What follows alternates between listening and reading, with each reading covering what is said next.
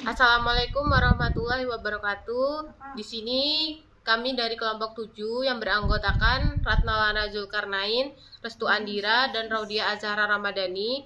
Di video ini kami akan menjelaskan tentang mobile payments dan peer-to-peer lending. Pengertian mobile payments dari sudut pandang teknologi adalah pembayaran menggunakan perangkat seluler, termasuk handset nirkabel, personal digital assistant, perangkat frekuensi radio, dan perangkat komunikasi near field communication. Pengertian point of sale. Point of sale adalah tempat penjualan yang merupakan tempat atau lokasi di mana penggunaan melakukan pembayaran barang atau jasa, termasuk pajak penjualan dapat dibayarkan baik di toko fisik, di mana terminal dan sistem POC digunakan untuk memproses pembayaran baik menggunakan kartu atau titik penjualan virtual seperti komputer atau perangkat elektronik seluler. Ada 3 teknologi yang dapat digunakan dalam point of sale. Yang pertama NFC, yaitu melalui ponsel yang telah ditanamkan teknologi dan untuk kemudian saling berkomunikasi dengan terminal pos yang juga memiliki teknologi NVC melalui sambungan radio jarak dekat. Yang kedua ada sound wave based payment, yaitu teknologi ini telah memperluas cakupan metode pembayaran digital dengan menyederhanakan transaksi keuangan antara perangkat tanpa penggunaan konektivitas internet atau alat komunikasi seperti NVC. Lalu ada both in-store and remote payment. Model pembayaran ini merupakan gabungan dari pos atau pembayaran dalam toko dengan pembayaran jarak jauh menggunakan remote payment. Ada 2 cara pembayaran termasuk dalam model pembayaran gabungan. Yang pertama ada mobile wallet dan yang kedua ada quick response QR code payment. Oke, saya di sini akan melanjutkan presentasi dari kelompok saya. Untuk selanjutnya ada pengertian remote payment. Remote payment dapat dilakukan pada jarak jauh dan pada waktu-waktu yang panjang atau terbatas pada syarat yang dibuat oleh penerima pembayaran. Nah, di sini ada sekitar 4 metode pembayaran yang menggunakan remote payment. Yang pertama ada internet payment. Internet payment merupakan metode pembayaran yang menggunakan browser ponsel. Pembayaran ini setidaknya membutuhkan WiFi atau sinyal jaringan 3-4 4G. Yang kedua ada SMS payment. SMS payment juga disebut SMS premium, berarti membayar produk atau layanan melalui pesanan teks setelah pengguna mengirim pesan teks dengan informasi yang relevan ke nomor telepon penerima pembayaran yang tepat. Jumlah pembayaran ditambahkan ketetapan ponsel Anda. Yang ketiga ada direct carrier billing atau disebut DCB. Disebut juga penagihan operator langsung adalah cara untuk membayar melalui operator seluler Anda tanpa menggunakan detail bank atau kartu atau mobile banking. Yang terakhir ada mobile banking, aplikasi yang hanya disediakan oleh bank pengguna di mana dapat melakukan transaksi keuangan langsung dari rekening bank Anda. Biasanya digunakan untuk transfer peer-to-peer. Nah, selanjutnya ada peer-to-peer lending. Peer-to-peer lending merupakan platform marketplace baru yang menyediakan fasilitas atau layanan pinjam-meminjam dana berbasis teknologi digital dan teknologi informasi secara peer-to-peer. Marketplace ini memungkinkan bertemunya individu pengusaha dengan individu pemodalan secara langsung untuk transaksi keuangan secara online. Ini berarti peer-to-peer menyediakan opsi layanan keuangan secara retail. Ya, mungkin itu saja yang bisa kelompok kami sampaikan. Bila ada yang kurang jelas atau kurang dipahami, kami mempersilahkan untuk bertanya. Sekian, terima kasih.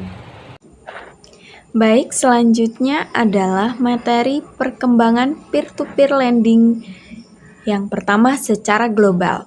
Perusahaan peer-to-peer lending yang pertama kali muncul di dunia adalah Zopa. sebuah perusahaan vintage pendanaan bersama yang berbasis di Inggris dan didirikan di tahun 2005. Sejak didirikannya, Zopa telah mengalokasikan pinjaman senilai lebih dari GBP 3,22 miliar ke peminjam dana di Inggris. Mengikuti jejak Zopa, Lending Club dan Prosper didirikan di Amerika Serikat pada tahun 2006. Sejak saat itu, industri peer-to-peer lending berkembang pesat hingga saat ini. Pasar terbesarnya ada di negara Cina, disusul dengan Amerika Serikat, benua Eropa. Kemudian di tahun 2008, platform peer-to-peer lending berkembang pesat dengan kecepatan yang luar biasa. Kenyamanan dan kemudahan proses yang ditawarkan sangat disukai oleh pendana dan peminjam dana. Kurangnya perantara dalam proses kredit membuat platform ini bekerja secara efisien dengan biaya yang sedikit, sehingga uang yang disimpan kembali akan menjadi keuntungan bagi pendananya. Sekarang ini di seluruh dunia tercatat ada ribuan platform peer-to-peer lending yang telah mendistribusikan pinjaman senilai miliaran.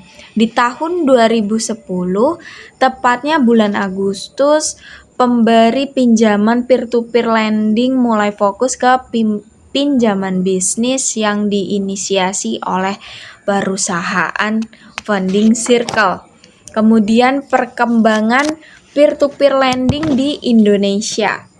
Sesuai dengan peraturan OJK tentang layanan pinjam-meminjam uang berbasis teknologi, bisa dikatakan peer-to-peer lending ini hadir sejak 2016.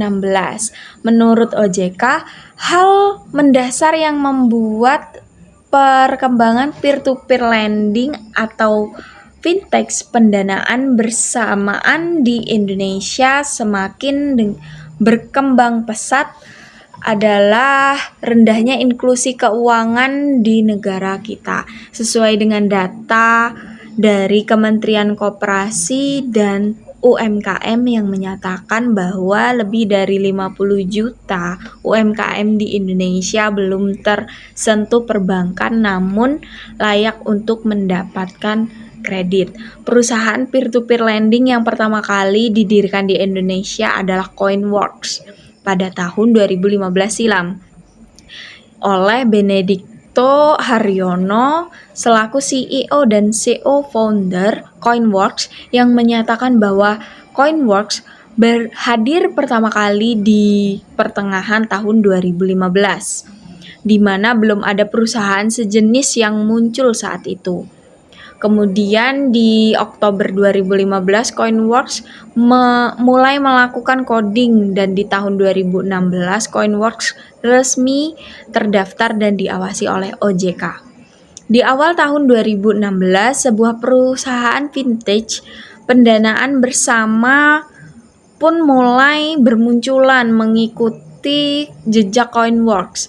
Sekarang ini tercatat ada 149 perusahaan peer-to-peer yang terdaftar dan berizin di Otoritas Jasa Keuangan.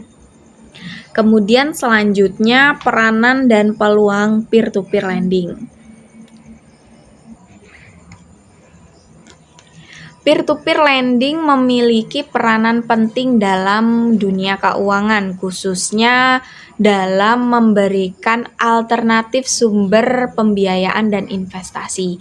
Berikut peranan utama dari peer-to-peer lending. Yang pertama, akses pembiayaan untuk UMKM dan individu.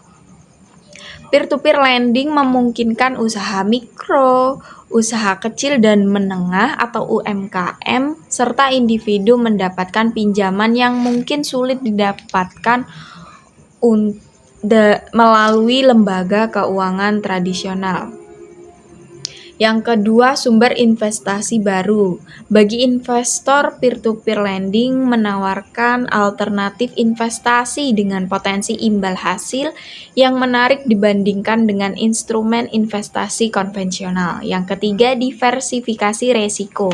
Investor dapat menyebar investasinya ke berbagai peminjam sehingga membantu dalam diversifikasi resiko. Yang keempat adalah inklusi keuangan. Peer-to-peer lending berperan dalam menyediakan layanan keuangan dengan menyediakan layanan keuangan kepada mereka yang belum terjangkau oleh bank dan lembaga keuangan lainnya.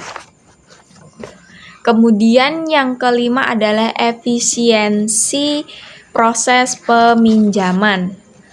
Proses pengajuan dan persetujuan pinjaman di platform peer-to-peer lending umumnya lebih cepat dan lebih efisien dibandingkan dengan bank karena mendapatkan teknologi digital. Kemudian yang keenam, transparansi dan aksesibilitas. Platform peer-to-peer lending biasanya menyediakan informasi yang transparan mengenai peminjaman, sehingga investor dapat membuat keputusan berdasarkan data yang jelas. Dengan peranan-peranan ini, peer-to-peer lending membantu menghubungkan peminjam yang membutuhkan dana dengan investor yang mencari peluang investasi, menciptakan ekosistem keuangan yang lebih inklusif dan dinamis. Kemudian materi selanjutnya adalah peluang peer-to-peer lending. Yang pertama, akses ke pendanaan. Peer-to-peer lending memungkinkan individu atau bisnis kecil yang kesulitan mendapatkan pinjaman dari bank untuk mengakses dana. Ini sangat berguna untuk usaha kecil yang baru berkembang atau individu yang dengan riwayat kredit terbatas. Kemudian yang kedua adalah pengembalian investasi. Bagi investor, peer-to-peer lending menawarkan peluang untuk mendapatkan pengembalian yang lebih tinggi dibanding dengan instrumen investasi tradisional seperti deposito dan juga obligasi. Kemudian yang ketiga adalah diversifikasi. Investor dapat mendiversifikasi portofolio mereka dengan meminjamkan uang kepada berbagai peminjam dengan resiko yang berbeda. Ini membantu dalam mengurangi resiko total investasi.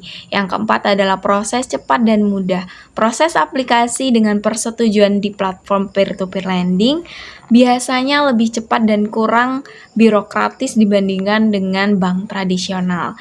Kemudian yang kelima adalah teknologi dan transparansi. Platform peer-to-peer lending menggunakan teknologi untuk memastikan transparansi